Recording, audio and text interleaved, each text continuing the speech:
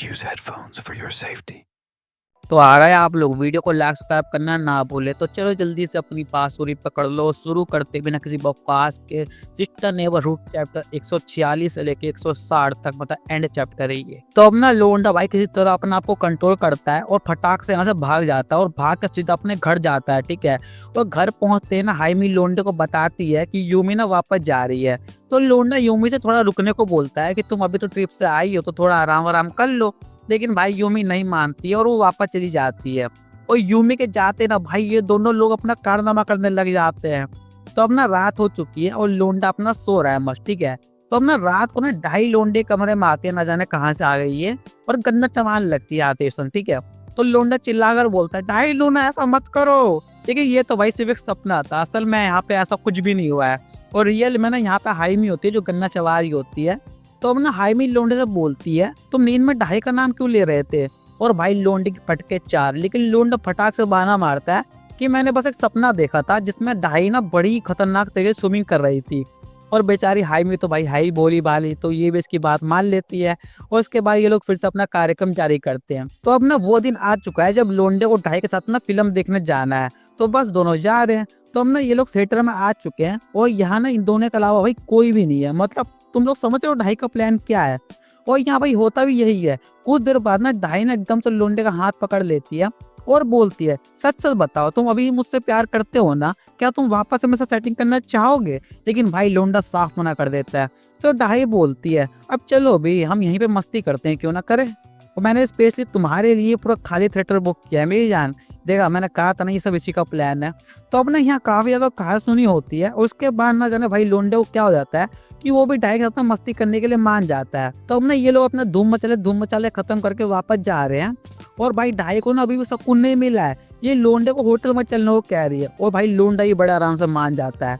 तो अब ना ये दोनों होटल में भी आ चुके हैं और मुझे भाई आगे कुछ भी बताने की जरूरत नहीं है कि ये लोग यहाँ पे क्या कांड मचा रहे हैं। और लोंडा कह रहा है ये हमारा आज आखिरी बार है, उसके बाद मैं कभी दोबारा मस्ती नहीं करूंगा तुम्हारे साथ, ठीक है। तो अब ना इन लोगों ने अपना कारनामा पूरा कर लिया है और 2.5 ने अपना मेकअप शेकअप करने के लिए चली जाती है।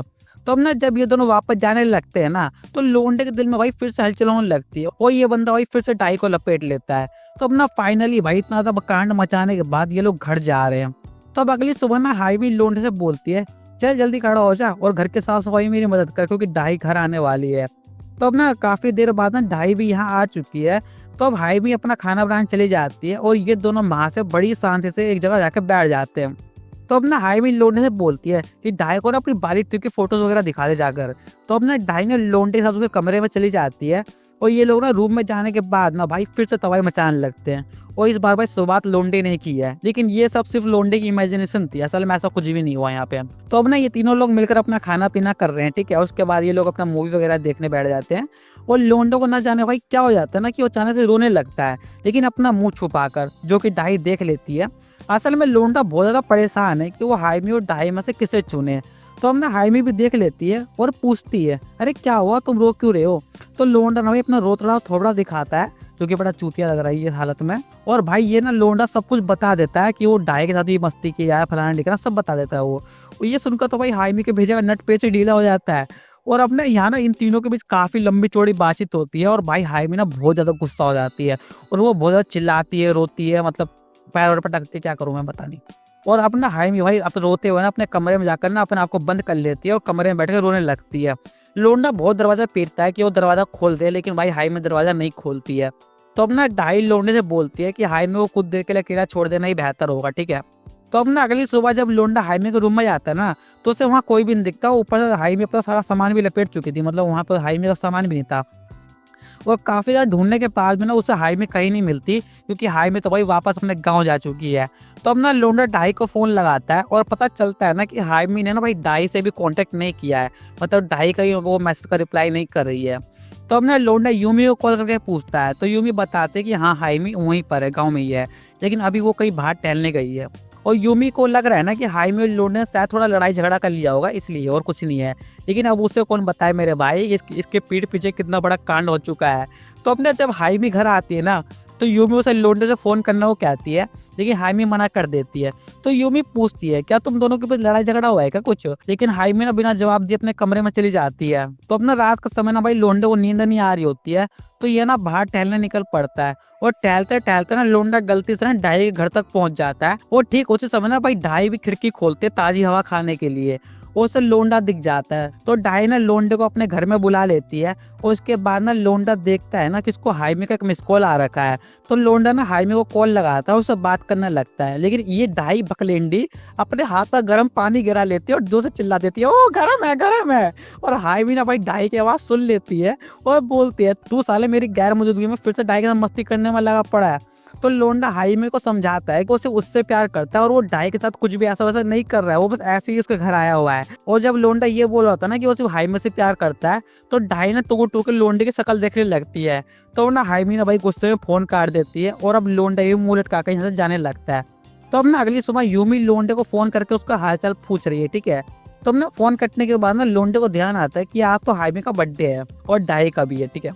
तो अब ना लोंडा हाइमी से मिलने के लिए जा रहा है और हम देखते हैं ना कि ढाई भी लोंडे गांव पहुंच चुके हैं मेरे भाई। तो अब ना ढाई ना यूमी से हाइमी की लोकेशन पूछ लेती है और लोकेशन जानने के बाद ना ढाई निकल पड़ती है। लेकिन लोंडे ना भाई ढाई से पहले हाइमी को ढूंढ लिया है। तो अब ना लोंडा हाइमी के पास जाकर ना उसे बहुत ज्यादा टिप्पणी पढ़ाता है और बोलता है मैं तुम दोनों से बहुत प्यार करता हूँ, मेरे लिए तुम में से किसी एक को चुनना बहुत मुश्किल है, मैं दोनों से ही प्यार करता हूँ। और हाइमी ना भाई लोंडे को खींच कर तमाशा मारती है और बोलती है तो ये सब मजाक लगता है कि बच्चा है तू, मतलब दो लोगों के साथ कैसे प्यार कर सकता है तू। और फिर ना हाइमी लोंडे को छोड़ देती है ये बोलकर कि तू ढाई के साथ ही खुश रहे, अब मेरी कोई भी जरूरत नहीं है। और लोंडा भाई खूब गिड़गिड़ाता है खूब ज्यादा, लेकिन भाई अब हाइमी ने लोंडे से मुंह मोड़ लिया है। तो अब ना काफी देर बाद लोंडा अपना रेंडी रोना खत्म करके वापस जा रहा है और सामने से ढाई आ रही है।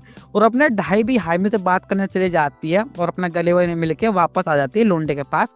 तो अब ना ये दोनों साथ में अपने घर जाने लगते हैं, ठीक है। तो अब ना जब ये दोनों यहाँ से जा रहे होते हैं ना, तो लोंडा ना जाने बस की खिड़की से क्या देख लेता है कि वो ढाई को ना यहीं पर उतरने को कहता है। तो मैं लोंडा बस वाले को दरवाजा खोलने को कहता है, लेकिन ड्राइवर हरामी नहीं मानता है।